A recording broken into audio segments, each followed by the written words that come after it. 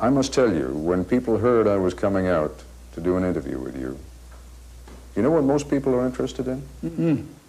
Your wife's 3,000 pairs of shoes.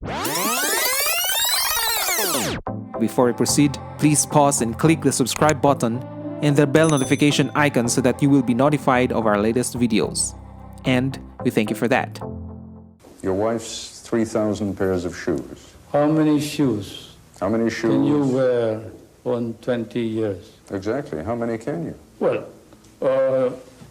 she buys all kinds of shoes. She has probably to change shoes twice a day. And then after a while, because she has to probably feel more comfortable. And there are parties where she can wear high heels. There are parties where she has to wear short heels. Mr. President, 3,000 pairs of shoes. Oh, hundreds and hundreds of... 20 years. Those are collections for 20 years. People look at the price tags on they see the jewelry, they see the, the cameras went into Malacanang, and they look at that and they say, here's while people are starving out in the street. Well, is that a logical conclusion? That we spent this kind of money? Where did the money come from? I don't know. Probably it came from our private funds. Did they prove that it came from public funds? Did they prove that this was the reason why the people don't have any money? Then why did the income of the people increase from 736 to 10,000? I don't Why think... did the deposits in the bank go up 35 times? But I won't defend her. I will say that she felt that she had to wear dresses in accordance with the occasion, that her duty was not just to be a housewife, but to represent the Filipino people proudly when they are in New York, when she has to talk to heads of state, when she has to go to a funeral of, say, Khrushchev or whoever else, when she has to go to Rome and meet the Pope. But shopping trips, Mr. President, shopping trips in which she takes advances of $150,000, Those shopping trips are all fabricated. Like saying that she went to Japan and bought $500,000 worth of pearls. That's completely false. That's a lie. Or $4.5 million expended over 1 month in New York. Well, probably it was not all spent for her. What is the proof that this was all spent for her? Just because she took it out of her account? Took it out of of her account. I understand that this is what they're proving. Well, they're saying two things. They're saying, one, that she had kind of an unlimited account with the Bank of the Philippines, that she could draw enormous quantities of money, and two... That's false. That money was taken out of the Military Intelligence Fund. Oh, completely false. That is where, again, the foreign correspondents may have been mistaken. There is no such thing as a military intelligence fund except that which I control. I mean, what they're talking about, there are very careful notations by your wife's secretary, Faye Jimenez, in which she accounts for each item. And there are, expenditures of $10,000, $50,000, $100,000 for one painting, I believe, an expenditure that exceeded $1.5 million. Oh, I seriously doubt that. I haven't seen this matter. If it is a case in court, I don't want to talk about it. But I can tell you this, that we never spent government funds for our personal purposes. If we did, we replaced them immediately. I may have committed many sins in my life, but stealing money from the people and from the government is not one of them.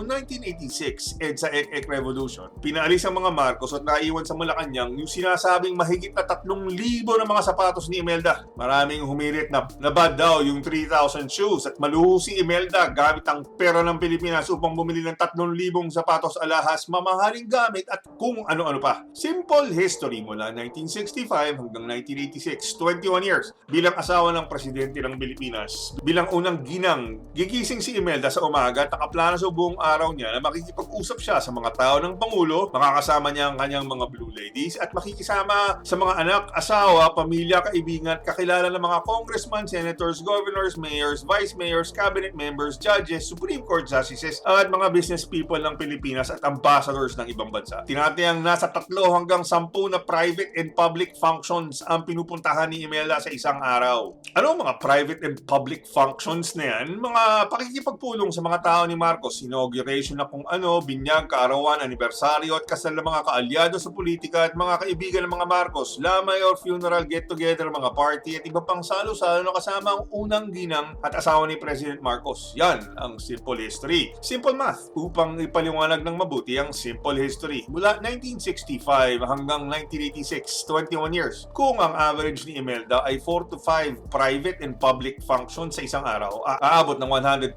to 150 private and public functions ang pinupuntahan niya kada buwan. Kung 120 to 150 private and public functions ang pinupuntahan ni Imelda kada buwan, makalipas ang 21 taon or 252 months, aabot ng 30,000 to 37,800 private and public functions ang pinupuntahan ni Imelda mula 1965 to 1986. Simple math yan. Ituloy natin ang simple math.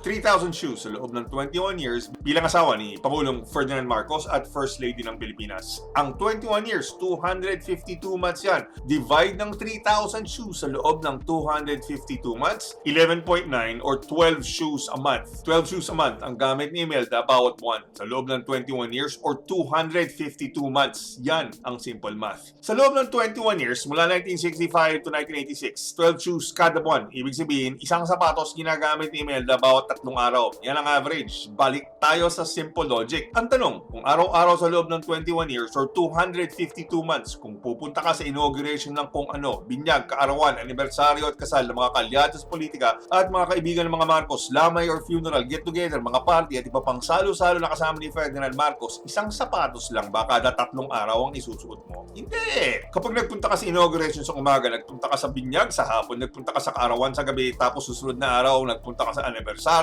tapos sa kasal, tapos sa lamay, tapos sa get-together, tapos party, at iba pang salo-salo na kasama ni President Marcos, hindi pwedeng, uulitin ko, hindi pwedeng paulit-ulit ang isusuot ng First Lady at asawa ng Presidente. Hindi pwede na yung suot ni Imelda sa binyag sa umaga, ay isusuot niya rin sa hapon sa lamay, at yun din ang isusuot niya sa wedding anniversary, tapos yun din ang isusuot niya kapag kaharap niya ang mga ambassadors or business people. Bakit hindi pwede? Dahil First Lady siya at humaharap sa lahat ng klase ng tao mula sa buong mundo. Sa pangkaraniwang tao, tatanggapin natin na isuot ang black shoes, white socks, brown shorts or pants at white polo uniform araw-araw. Uniforme tawag dyan, mas mura at mas madali sa pang-araw-araw na suot. Simple logic, ang unang ginang ng Pilipinas, uulitin ko, hindi gumagamit ng uniforme na paulit-ulit ang isusuot. Kaya umabot ng lagpas 3,000 ang sapatos ni Imelda dahil sa loob ng 21 years, dumalo siya sa 30,240 hanggang 37,800 private and public functions. Sino ang hinaharap ni Imelda sa 21 years at sa 30,000 to 37,000 private and public functions? Mga taong ng Pangulo, makakasama ang kanyang mga Blue Ladies at makikisama sa mga asawa, anak, pamilya, kaibigan at kakilala ng mga congressmen, senators, governors, mayors, vice mayors, cabinet members, judges, Supreme Court justices at mga business people ng Pilipinas at ambassadors ng ibang bansa. Iligay muli natin sa konteksto ng simple history. Yung mga naunang First Lady bago kay Imelda Marcos, hindi nagsuot ng terno at humarap sa libo-libong mga tao. Si Imelda ang nagbigay ng karangalan sa maraming Filipina, hindi lamang sa mga formal at classic niya na mga suot, pati na rin sa mga napagawa niya. Folk Arts Theater, Cultural Center of the Philippines, Bagong Lipunan, Sites and Services, Bliss! At siya ang Minister of Human Settlements. At marami pang iba, walang katapat. Walang tatapat kay Imelda Marcos sa mga nagawa niya. Gusto niyo isingit yung film center ek-ek niyo? Sige nga, ipahukay niyo nga yung mga nakalibing kuno doon. 32 years na yung ek-ek niyo, may forensic science na. Pahukay niyo yung mga nalilibing ek-ek dyan sa film center. Hindi niyo magawa. Idagdag niyo pa yung 900 court cases na kahit isa walang nakapagpatunay nagnakaw si Imelda. Puro lang naman sisi sinasabi ng mga Aquino followers kay Imelda. Wala naman mapatunayan sa korte. mabuti. Yan ang simple history at simple math ng 3,000 shoes ek-ek ni Imelda. Average of 11 shoes a month sa loob ng 21 years. Bad ba yung 3,000 shoes in 21 years? Sa nakaraang 32 years from 1986 to 2018, ilang pares ng sapatos sinuot ng reyna ng mga taklesa sa ABS-CBN at sa GMA? Si Cory, ilang pares ng sapatos ang suot niya mula 1986 to 2009? Nasa litrato niya lahat ng sinuot niya na sapatos. Palawakin natin ang tingin sa 3,000 shoes ni Imelda ek-ek ng mga Aquino followers. Ilan sapatos meron si Oprah Winfrey mula pa 1980s? Ilan sapatos meron si Mariah Carey mula pa 1990s? Ilang sapatos meron ang dating NBA player na si Gilbert Arenas? Ilang sapatos meron ang NBA player na si Andre Iguodala ng Golden State Warriors? Yan ang simple history at simple math ng 3,000 shoes ek-ek ni Imelda. Thank you for watching. For more information, you can visit our website bagonglipunan.com, subscribe to our YouTube channel, like us on Facebook, and follow us on Twitter and Instagram.